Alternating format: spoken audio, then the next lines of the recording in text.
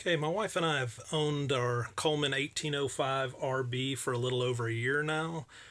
We've been on several short weekend trips or 3, 4 day weekend trips. We try to take at least one a month. And we also finally went on our first long trip, a little over 1,400 mile round trip.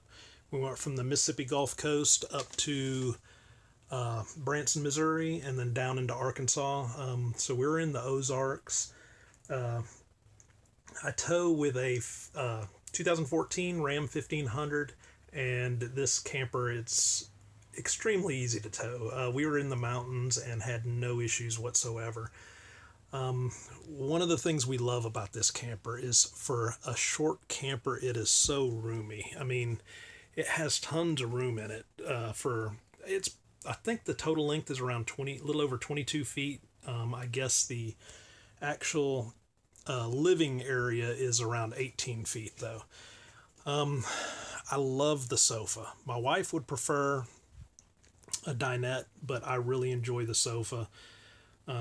It's really comfortable, so after a day of hiking, you can sit down and relax. Where I don't really feel that you can get that in a dinette. Some people might enjoy it. It has aluminum construction. It has power stabilizers, power awning, ducted AC, roomy bathroom, which is something that's really nice, and a large wardrobe. I've already done a walkthrough video of that, so I'll post that in the comments.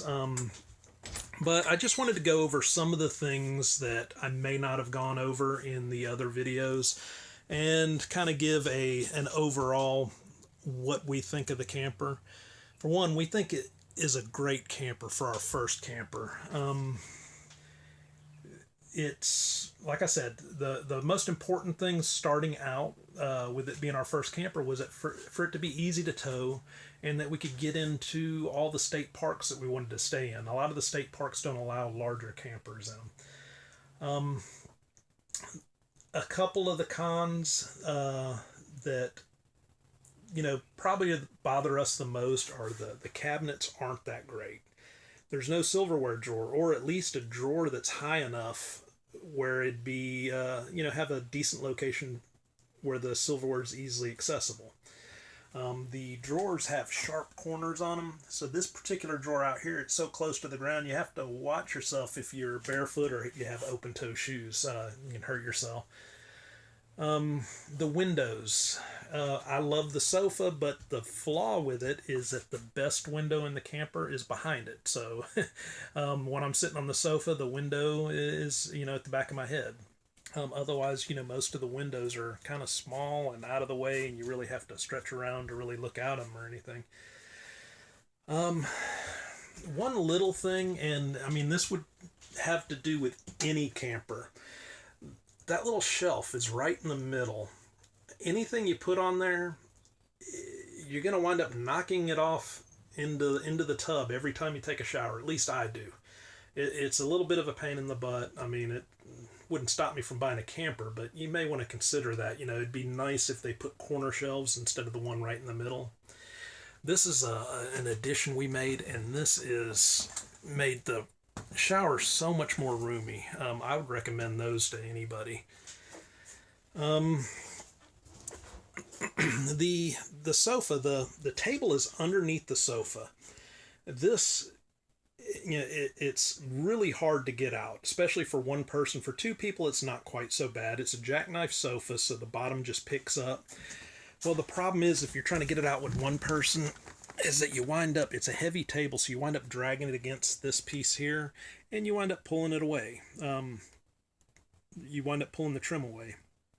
It'd be better if they put some type of drawer that just, a door that just popped down and you could slide the table out.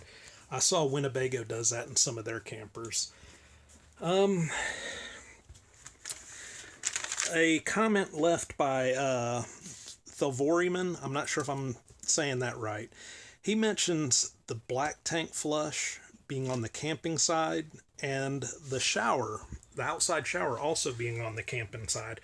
He says that's kind of a design flaw, and I'd have to agree with him. We used the shower for the first time when we were staying at a campground that was right near a beach, and the hose isn't very long, so we couldn't really get out of the way. So we wound up, when we were taking, showering off our grandson and getting all the sand off of us, we wound up getting a lot of, water and mud all in the area that we were camping in.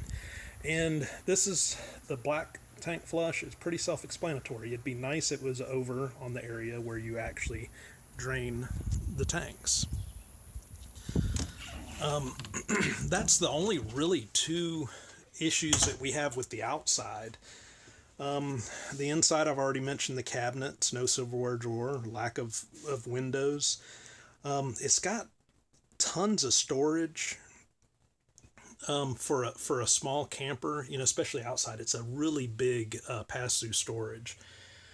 I tow this with a 2014 Ram 1500, and it towed just fine through the mountains, and I averaged 9.5 miles to the gallon, which I was hoping for better, but I guess that's not horrible, but that's including towing through the mountains.